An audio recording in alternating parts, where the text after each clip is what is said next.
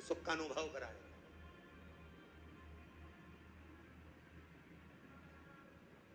महाराज भगवान देवर्षि नारद से करें, बैठो, अब बोला है तो बैठ जाओ, बैठो।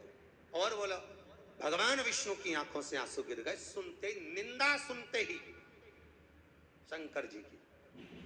भगवान विष्णु ने कहा ठीक है देवर्षि नारद। नारद जी चले गए, ना माला पिनाई ना कुछ खिलाया पिलाया। जैसे ही गए, भगवान विष्णु ने लक्ष्मी जी से कहा जरा गाय का गोबर लेकर आ, और जहां नारद बैठा था वहां लीप दे। इतने में नारद जी वापिस आ गए। हम क्या पापी हैं जो हमारे जाने के बाद तुम गोबर से लिपा रहे हो?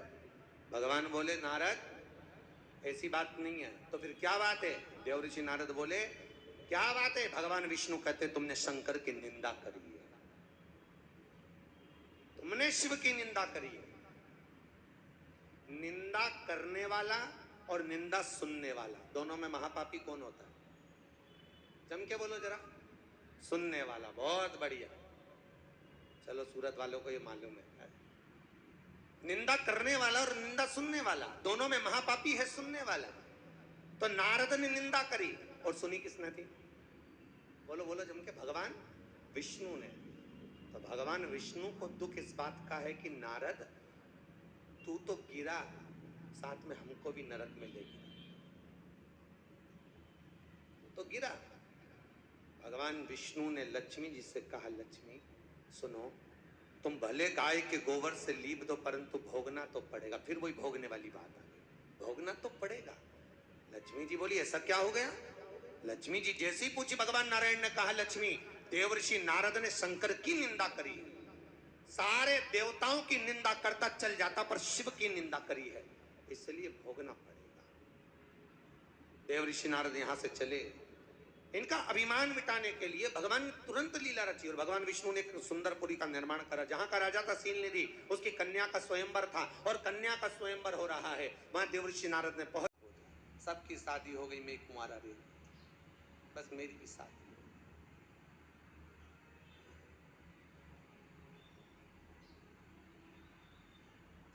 बस मेरी भी शादी हो जाए। देवर्षि नारद ने भगवान विनय करा, मेरा मेरा विवाह हो, मेरा। अब देवर्षि नारद ने जैसी विवाह का भाव प्रकट किया, सम्मुख आए, गए, भगवान से विनती करी प्रभु मेरा वो स्वरूप बना दो जिसके कारण मेरा हित हो।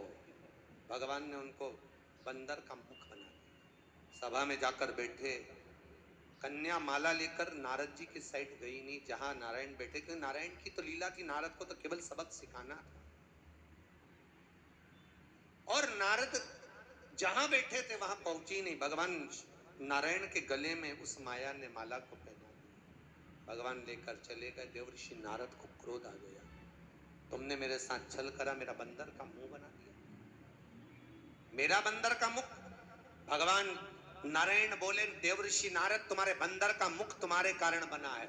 फिर वही बात आ गई, मत बुरे कर्म कर बंदे वरना पछताएगा, भगवान की आंखों से तू बच नहीं पाएगा, तू बच नहीं पाएगा। कर्म का भोग भोगना पड़ेगा। देवर्षि नारद तुमने निंदा करी है इसलिए तुम्हारा बंदर का मुख हुआ, निंदा करी है और तुम्हारे चक्कर में मेरे को घोड़े का मुंह लगा। कई लोगों को बड़ा आनंद आता है निंदा सुनने में साहब, चाय पिला पिला के सुनते। और क्या बोल रही थी, और क्या बोल रही थी, अच्छा वो कह रही है मैं जाऊंगी नहीं, थोड़ी और चाय पी ले, पिला पिला के निंदा सुनो। अरे भैया ये कान है, कचरे का डब्बा नहीं है, नहीं तो लिख दो डस्टबिन, नीचे लिख दो यूज मी, कि भाई कान नहीं कचरे का डब्बा है। निंदा नहीं सुनना, बिल्कुल नहीं सुनो। कई लोगों की आदत रहती है अपने अपने फ्लैट से निकले, मल्टी से निकले, कहीं कुर्सी डाल के 4-5 बैठ गए, कोई निकल के गई उसकी निंदा चालू, कोई निकल के गया उसकी निंदा चालू। नहीं नहीं, निंदा सुनना करना दोनों ही गलत है,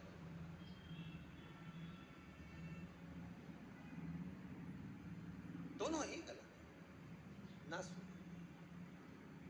तो कई लोगों को तो निंदा निंदा सुनने में इतना आनंद आता है जितना कथा सुनने में नहीं आता, इतना निंदा।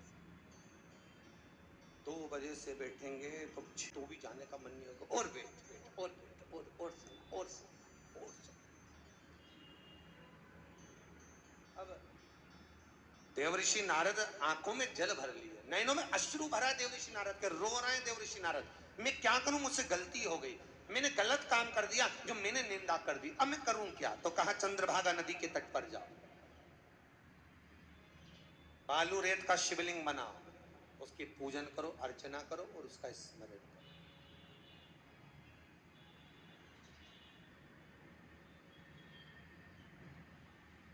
देवऋषि नारद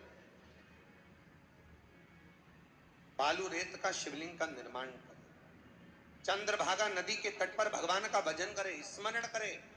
तब भगवान शंकर देवऋषि नारद को दर्शन देने पहुंचे, भगवान विष्णु उनसे मिलने पहुंचे। पूरी दुनिया में भारत की भूमि पर केवल भगवान विष्णु का एक ही मंदिर ऐसा है जहां भगवान विष्णु के सिर पर शिवलिंग है, वो चंद्रभागा नदी का तट पंढरपुर, हरि विठल के माथे पर शिवलिंग है। कौन कौन गया पंढरपुर, गए हो आप लोग? पंढरपुर में हरि विठल के माथे पर, मस्तक पर भगवान शंकर का शिवलिंग विराजमान, पूरी दुनिया में एक ही जगह।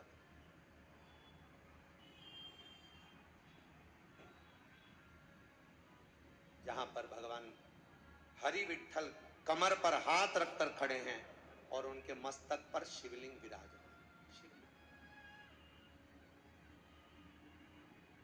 आपको मंदिर में तो कभी ऐसा दर्शन नहीं करने को देंगे वो, पर कभी योग लगे तो वहां पंढरपुर में जाना और कहना हमको हरि विठल की मूर्ति दे दो, खरीदने का बात करना कि विठल जी की मूर्ति खरीदना, जरा दर्शन कराना।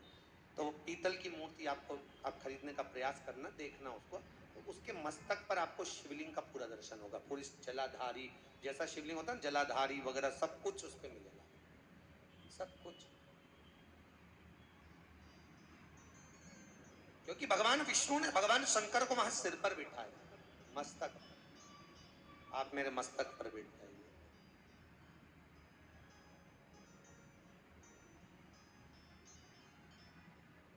मस्तक पर बैठा, चलिए। नारद आपसे गलती हुई,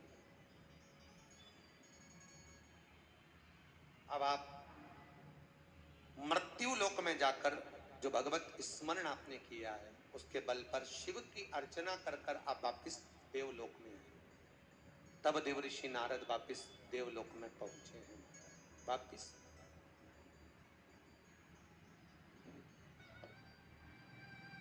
निंदा करी तो भी क्षमा करती है, शब्द अपशब्द कहे तो भी क्षमा करती। जो भोला होता है उसको कुछ भान नहीं होता है, तो ठीक है।